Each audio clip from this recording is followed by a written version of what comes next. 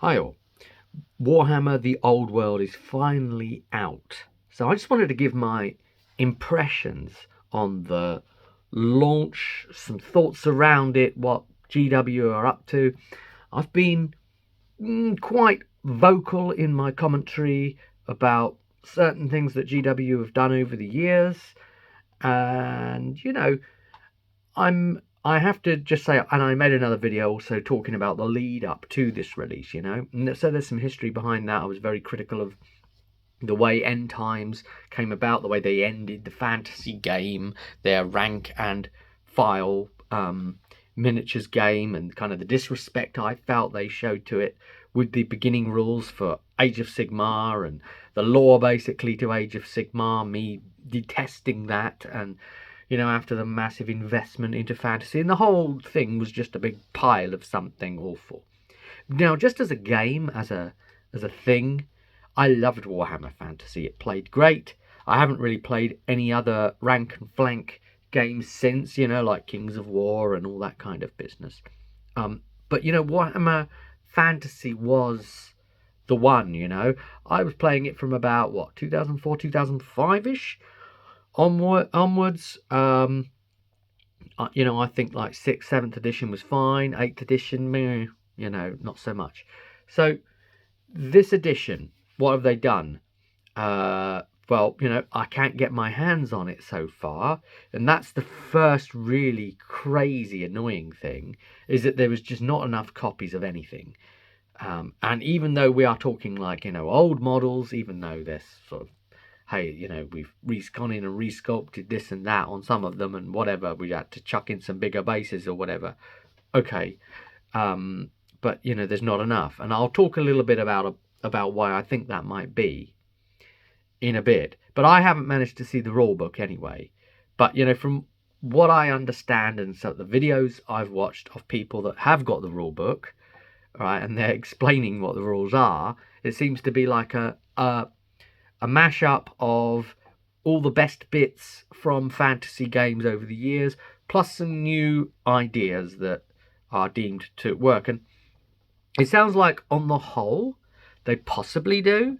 The thing with these GW games, there's always kind of like some unknown element. Like designers are never quite as bad as the players, that some of those players that will try and win at all costs, especially at kind of the tournament scene, and there's a certain risk of abuse that can come about in lists and rules and things like that. That say you or I, if we played, we wouldn't do that to one another because it would seem dickish, right? But there are those kind of players out there too, right? Okay, so let's just dive into the points that I've got written up. So the changes look good. Like there's the way that combat can end. It's not just like the enemy can flee and you pursue and catch or whatever. But there's this other thing now where you like move back 2 inches. So you've lost the combat, but the dice roll wasn't very high, so it didn't beat your leadership to your unit. So you just like give ground. It's called move back 2 inches, and the other unit can decide to follow up or not.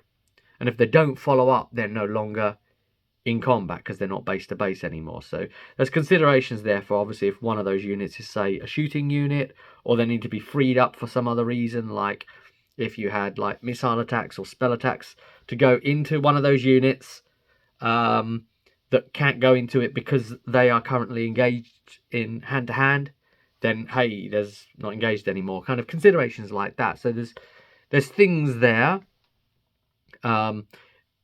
The one thing that's kind of unfortunate is not all of the armies are transitioning across into the old world. It's set like 200 years before End Times and whatever, so they're going back into a different part of history there. And where like magic's completely different. It hasn't been settled yet by Teclis, the schools of magic and that, so it's all very like out in the wilds, a lot of elements, and they'll be able to have like different special characters because a lot of the other special characters aren't here yet, and it's a bit of a different opportunity to do something. And I just really miss Warhammer Fantasy, so I can feel the hype just bubbling up, and I just really want to get and play this game. Yeah, but not all the races are coming across, not all the armies. And I was very surprised to see, obviously, that Vampire Counts wasn't making the transition, with Sylvania being a more sort of centre area there in the Empire scope. But Tomb Kings are. So, undead are represented. So when I say that some of the armies aren't making the transition, well, it's slightly disingenuous in that free PDF rules have now been released for all those armies that aren't making the cut. 9 armies are making the cut, and those are the ones that basically GW have said all of our content, all of our story, all of our model releases and all kinds of releases and updates and books and everything will be on these 9. That's it. The others, if you want to go on this journey with us, you need to pick one of these 9. Otherwise, here's a free PDF bringing them up to speed so you can play them against our armies. Bye-bye. And that's it, kind of thing. Is there the possibility that down the line, Warhammer, the old world, may blow up and they may sort of have to decide, wow, actually we do have room now to bring this in and that in and whatever. Sure, they got into trouble before bringing in too many things, it seems, for their liking or whatever. But, I think it's a bit... It's you've got to understand what this is, basically. If you're one of these armies that is not being brought back into the story and into the updates, Skaven, demons, dark elves, really surprisingly, yet the other elf types are still there. Yeah, weird that. So, if you're like lizard men, what I'm gonna stop naming armies now. But if you're one of these, it's almost like, yeah, you get to play it with your friends again, but then there's going to come a point where, these ones are going to get errated and FAQ'd and your ones aren't. And then, so they'll be developing, and then, they'll end up getting new books, and they'll develop, and you'll stay still. So there's going to be a point where balance is going to tip away, and the old ones won't work so well with the new ones, with new ideas, new thoughts, possibilities.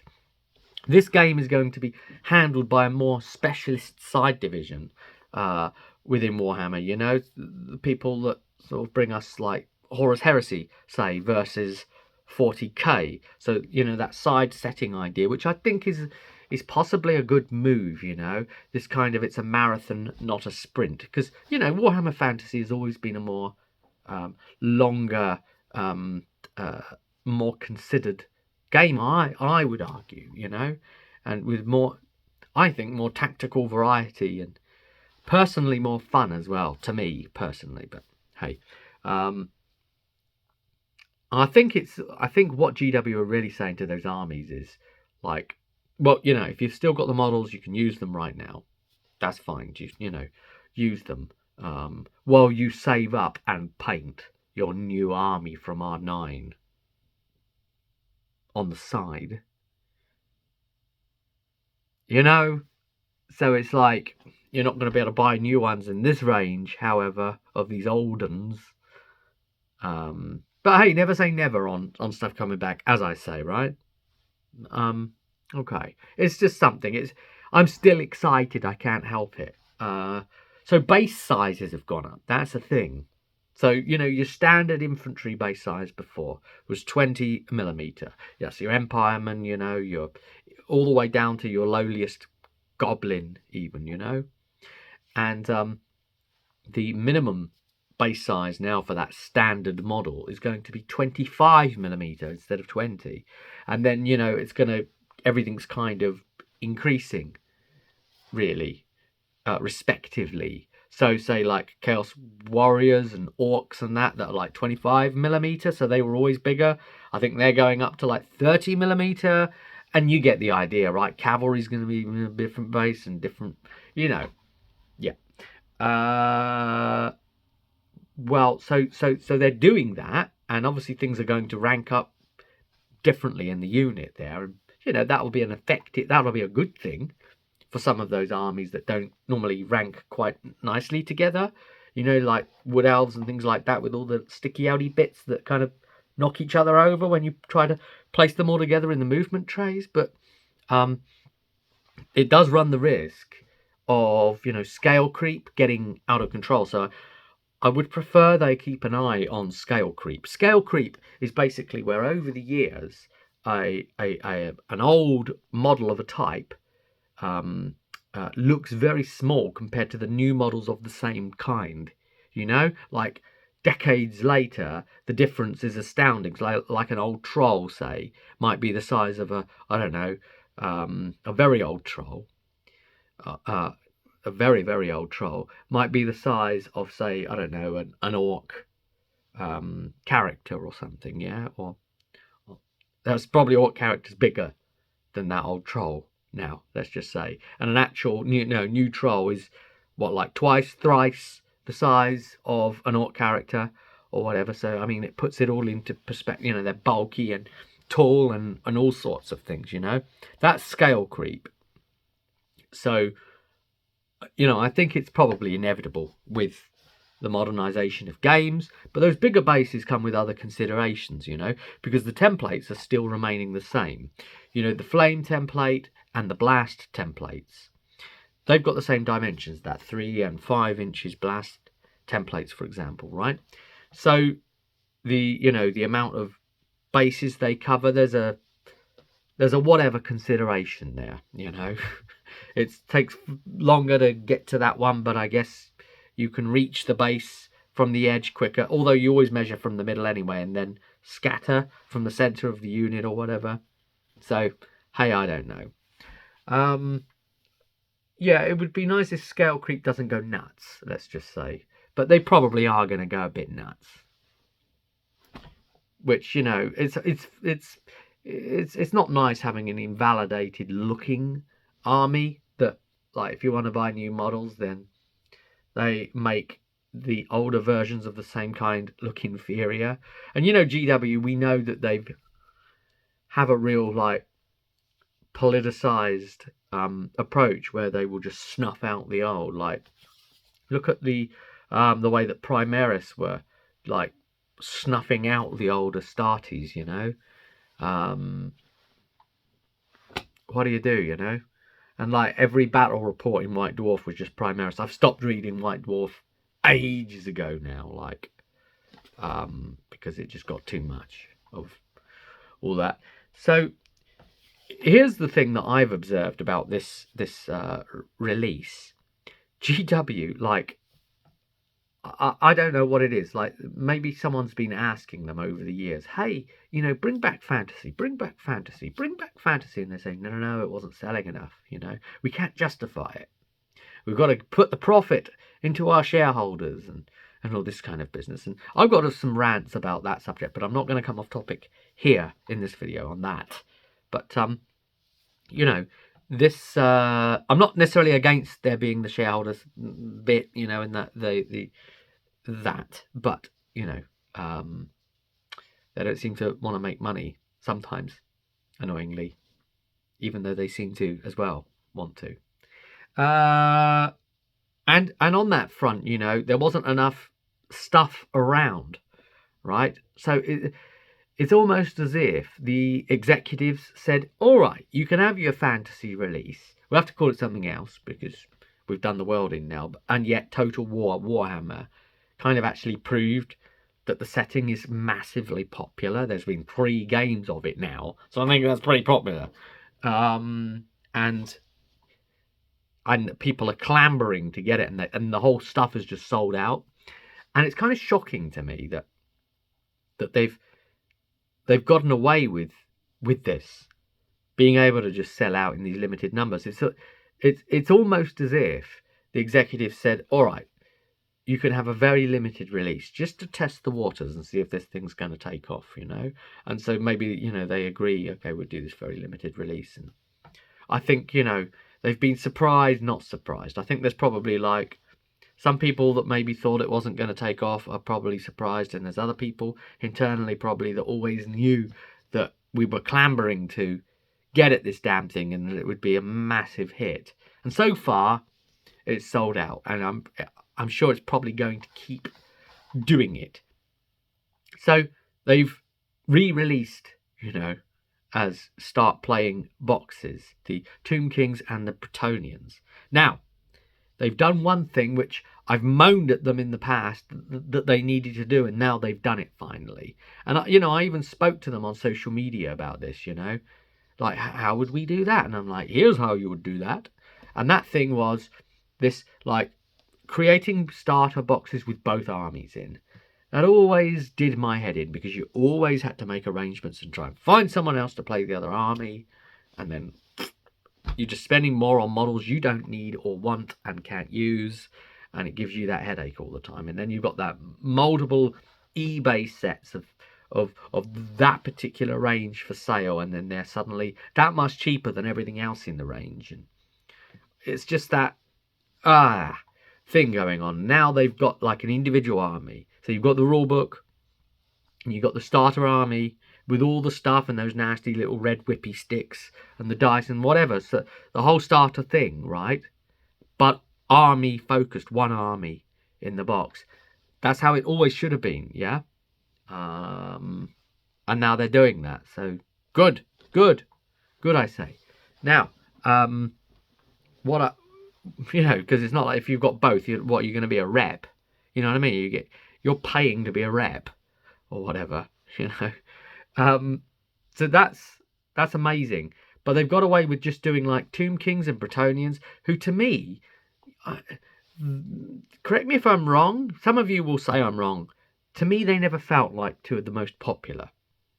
So is this again, you know, the GW executive saying, oh yes, you know, if Tomb Kings and Bretonnians are a massive success, let's try them first, you know, everyone's clamoring at it, the perceived least popular, you know, and if they are a huge hit, then we're really onto something once the old orcs and the old elves and the old chaos and all the rest of it start coming out.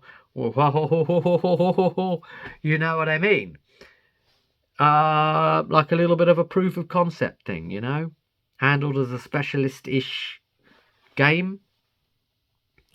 And it's almost genius, because they've brought out Tomb Kings and Bretonnians with pretty much all the old models, and they're making us wait and calling it like new releases and pre-orders for old models. And like they've taken all of these assets and boxed them up and made them look new and making you want them. And it's incredible how people are falling over themselves, and they're desperate to get the models now. You know, oh, you haven't brought out the other models yet. You mean the 15, 20-year-old models, those ones that they haven't brought out yet, that haven't been released. It's like, what? I mean, yeah, all right, you know, even if you could get them by some other source, you know, they're not going to be based properly, but there's ways around that as well. Is this going to be like the vinyl resurgence? You know what I mean? Like, oh, the models are worthless. No one wants them. And then suddenly, you know, old world, the models are really valuable. It's all about perceived value, you know? And so, like, vinyls suddenly became really valuable after not being valuable again for a time before that. Thanks to the CD and then streaming, and then so it all comes round, doesn't it, right? But there's ways around the base size increases, say. You know, there are base converters where you can just buy an individual base and you just slot your base into that base, into this little hollow. And hey, you've got it on the new base now, or whatever. Or you can buy these preset movement trays with like little dividers in. And you can just slot everything into those. Third-party ones, I might add, and that's another one of my things about GW. But, you know, even converters for Age of Sigmar with like the round things in, but the actual base is set for the rankage, the columns and ranks for this game. So you could just slot all of them in, like some of the Lord of the Rings stuff was doing, and that, yeah. Okay. So you can't buy old fantasy models pretty much across any range now at the moment for love nor money.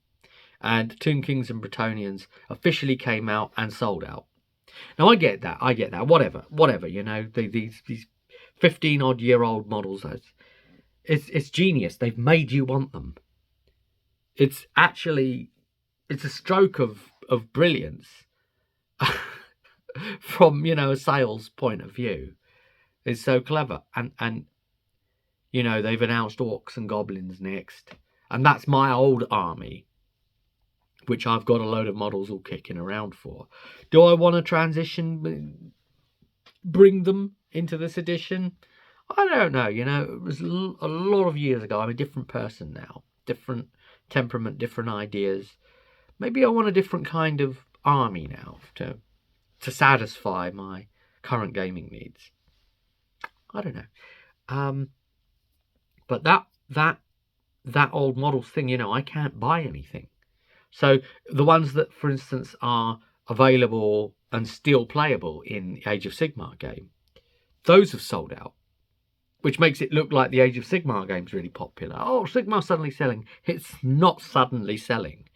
Old world players are saying, like, I want to get, you know, I don't know, slaves to darkness or whatever, so I can start building my Chaos Army nows. And just not basing them yet, or ordering some 30mm bases and putting it on them instead of the great big 32mm round things that Sigmar uses. That's going to be a problem if you've got Chaos Warriors in Age of Sigmar, trying to backtrack that like into anything that's going to be bigger than, I don't know how you could shrink, how that's going to work, you know, because rebasing's a funny thing. I don't really want to ever come along with clippers and start, you know, tearing things off of feet and that, because you're gonna like break feet off of legs, and I can just see that now. You know, it's oh, hey, the base came off. Oh yes, and so did the 2 feet. You now have Sir Stumps a lot on the field as your commander. Sir Stumps a lot. So they'll, you know, will we be paying premium price for old models? Yes, we will. Well done, GW. Well done. But doesn't it just prove that this game never actually had to go away if it was just handled right and just handed off to the right people, and they could have just made an announcement. We're going to be discontinuing support for a number of our armies for now, and, you know, 8th edition's a bit crap, so, you know, you can carry on playing that or whatever for a bit, but we won't be handling the game for a while. They didn't need to blow it up. But, you know, whatever. Right, whatever. It's their game there, but it's our game too. We've paid a lot of money over the years, to be fair. All right, bought a lot of the books, played the RPGs. Doesn't matter.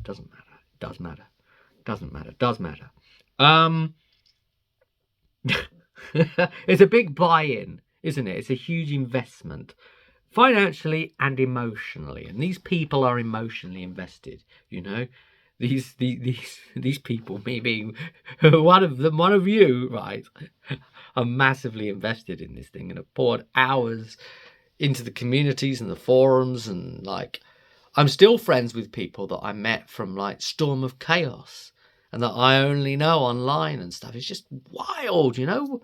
What a hobby. Yeah.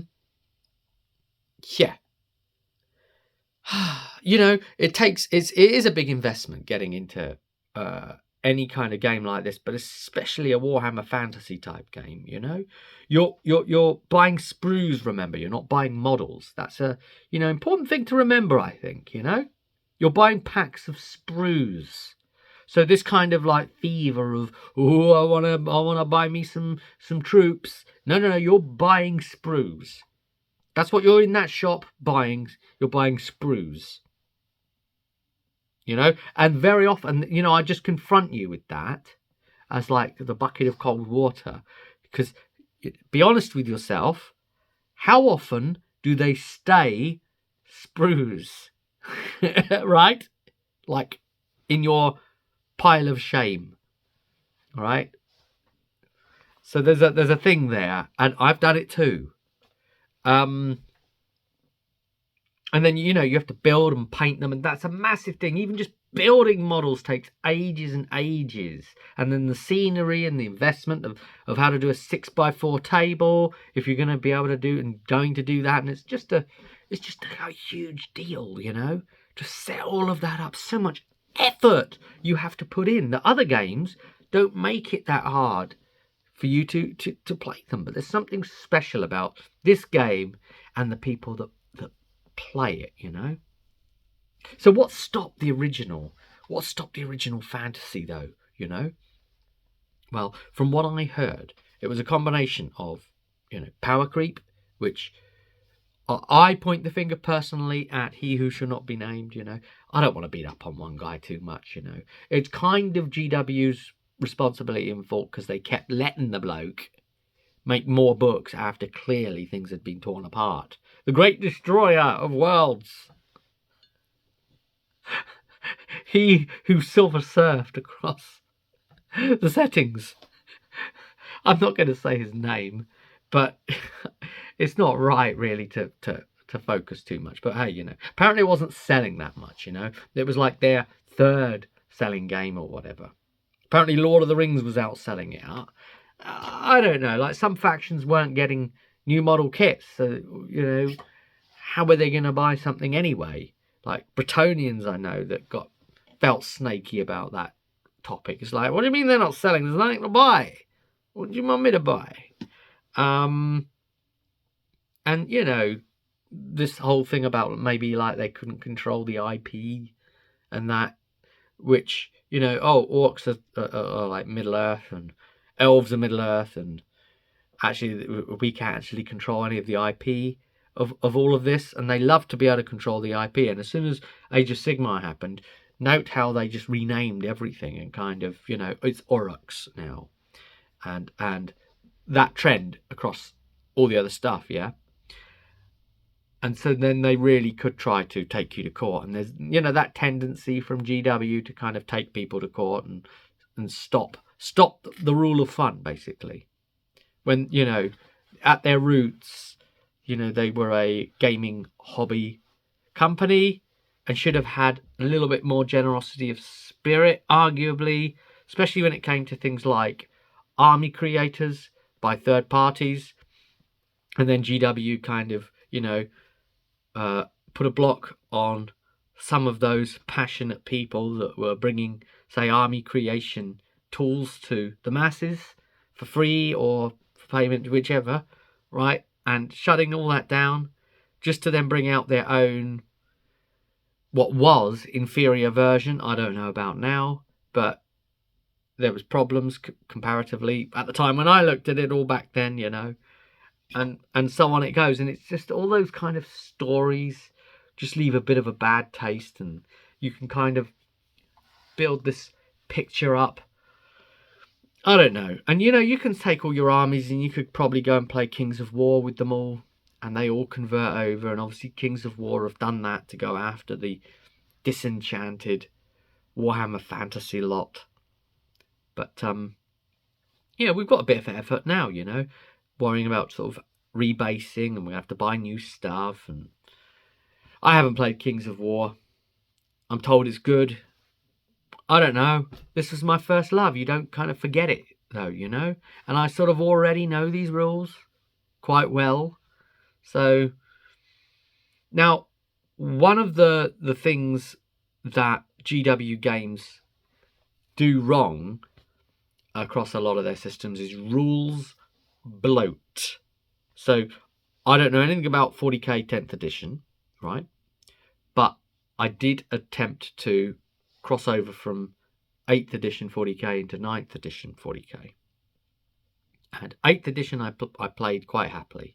And then when 9th edition happened, there was so much bloat in there that it just made the game really not fun, having to do so much bookkeeping and checking and you know, I've got to run through all these, and all these abilities do that, and all that thing does that, and I've got to cross-reference this, and I need 4 books open at once to play my damned Dark Angels, and just like not fun, right?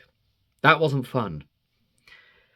And Warhammer Fantasy have already launched, and just to be able to play it in a reasonable way, you need 3 books simultaneously.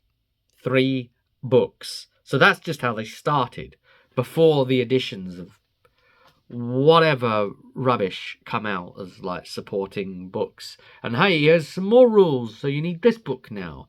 And if they pull that, you know, they're gonna piss me off, because I hate that. I really do. You know, what are those 3 books? Well, let's tell you. You've got the main rule book, the big blue rule book, yeah? You've got the allied type rule book with all the goody type races in, you know, the high elves, the wood elves, the dwarves, the empire of man, the good guys. And then you've got the ravening hordes book with all those armies in. So then, you know, the orcs and goblins, the Tomb Kings, and all that evil stuff, right? So there's 2 books principally, right? So you might be thinking, hey, Rob, that's really good, you know, because you've got all those armies condensed into one, and all those other armies all here. And that's a fair opening point, you know. Sure, you can access kind of all those armies and stuff in one book. However, just that thing existing in of itself is going to be a more expensive product for having everything in than it would be just having your stuff in. Surely, right? You're paying more to have everyone else's armies listed in there. Whatever, you know, whatever. It may just be starting like that, okay? But whatever. Except that isn't quite the whole story, is it, GW? Because then you've got the Arcane Journals, which is a 3rd book. And the Arcane Journal is the one individual to your army, and that's got all the add-on stuff that you don't need to have. You know, if you just want to play, you know, this is going to have, you know, maybe like extra scenarios in it, perhaps, and like extra special characters and more lore info specifically about your army and how you can play these special armies as well, and use these characters and all this kind of business, right? Extra stuff. Now, I mentioned earlier that these Warhammer players do tend to be on the crazy side, like myself, and they like deep invest, and they go geef, more and more and more. I play all of you for hours upon, and we go up full in, right? So most people are going to want all more, because more, right? You can because you can. They're going to want all the special characters. They're going to want access to everything. So then they're going to buy that 3rd book to have access to all the possibilities. So that's 3 books, effectively, that most players are going to want and need. One of the books being more expensive than it needed to be. Why didn't they? Well, maybe on next releases, right? Just combine the Arcane Journal with one thing and just sell it as an army book like they used to. Because even it's a pain in the ass. Like, that's going to be a pain in the ass even trying to flick through a great big book with everybody else's armies in, just to get at your pages. Whereas you know that, like, you might just need 5 or 6 pages in a normal army book, and the rest is all just like fluff and photos of minis and stuff like that.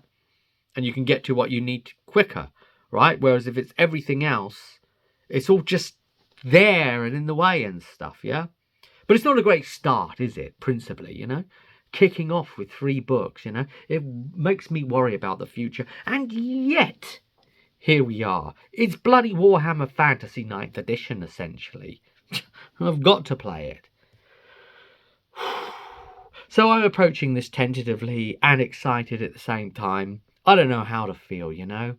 GW, I don't trust them, and that's the correct move. You shouldn't trust them because they break our hearts repeatedly. But you know, it's love in the hobby, and I'm glad we've got something back.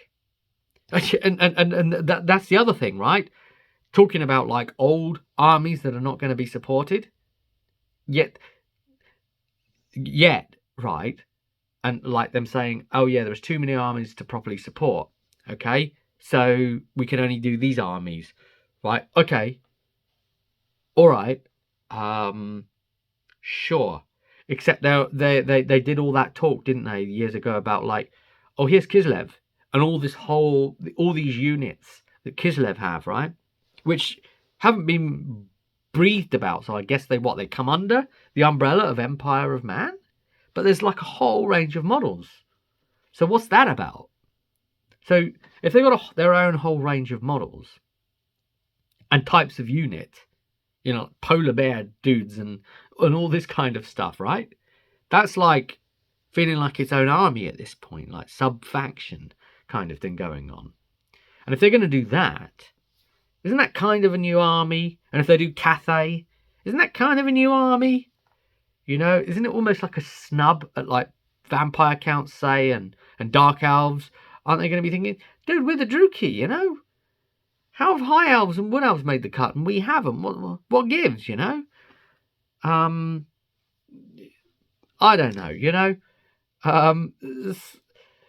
GW have always been a confusing thing, haven't they? But we're here, we're the hobbyists, we're loyal, we love them and hate them. Love and hate's on the same, like two heads of the same coin, and we're moving forward and we're going to see what's going to happen. Comments below. Are you going to be playing this game? Are you going to be playing your old models? Are you going to be playing a new army? What have you got your mind on? Have the has the passage of time changed the way you feel about the kind of army you want? Like, I feel it probably has me. Are you considering a new kind of army now? What is it? Why? If you tell me why, what did you play before? You know, that could be interesting to see. Yeah, that sort of thing before with like orcs and goblins and all that randomness and all the fun, getting the fun that way, accessing fun that way. I don't know how fun that is now. I'm a more grumpier old bastard than I was, you know. Whether that's going to be so fun, like a troll rolling stupidity and stuff. That used to be more fun. It kind of is funny to see and whatever. But I don't know if I need to be investing all of that into that. Well, you know, I'll see you in the comments below. And more videos on the old world. I'm really excited and scared all at once. See you soon.